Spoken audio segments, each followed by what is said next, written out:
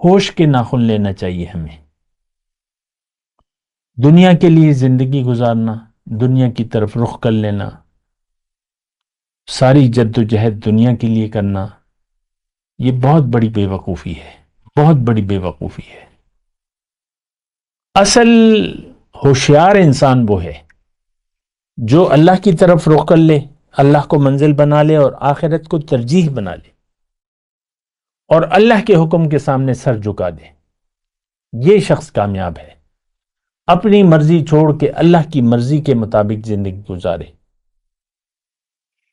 اللہ نے فرمایا نا قرآن میں کہ اما من خاف مقام ربی، جو اپنے رب کے سامنے کھڑے ہونے سے ڈرا، وَنَهَى النَّفْسَ عَنِ الْهَوَىٰ، اور اس نے نفس کو بری خواہش سے روک لیا، سیدھا جنت میں جائے گا. فَإِنَّ الْجَنَّةَ هِيَ الْمَأْوَىٰ، سیدھا جنت میں جائے گا.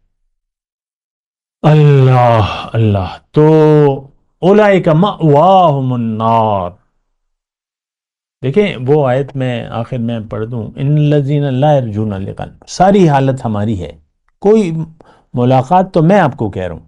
کیا آپ نے کتنی مرتبہ سنا مسجد کے ممبر سے خطیب صاحب کو یہ کہتے ہوئے کہ بھئی دنیا اللہ تعالیٰ نے اس لیے بنائی ہے کہ آپ اللہ کو منزل بنا کے اللہ کی ملاقات کے لیے تیاری کریں. دیکھیں میں خطیب میرا ٹارگٹ نہیں ہے، میرے ٹارگٹ آپ ہیں. آپ خود کیوں نہیں سوچتے کہ بھئی اللہ نے مجھے کیوں بنایا ہے؟ آپ نے رخ کیوں دنیا کی طرف کر لیا ہے؟ آپ نے دنیا کو کیوں مدعا زندگی بنا لیا ہے؟ میں تو آپ سے بات کر رہا ہوں.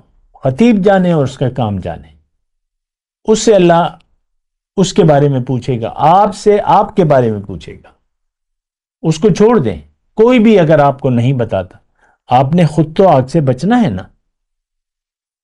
حضور صلی اللہ علیہ وسلم نے اپنی بیٹی کو نہیں فرمایا، حضرت فاطمہ رضی اللہ تعالیٰ عنہ کا، یا فاطمہ تو انقذی نفسک من النار، اے فاطمہ بیٹی اپنے آپ کو تم آگ سے بچا لو.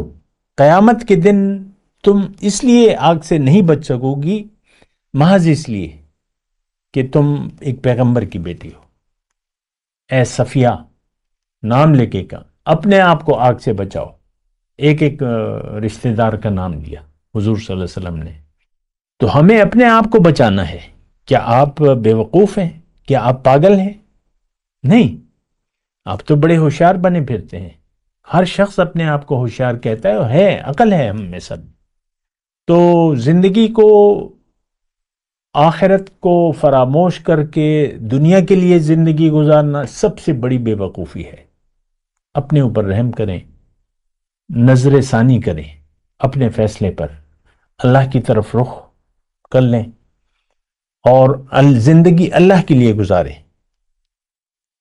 اور اللہ کی ملاقات پر نہ صرف یہ کہ یقین کر لیں بلکہ اس کی ملاقات کی بھرپور تیاری کریں.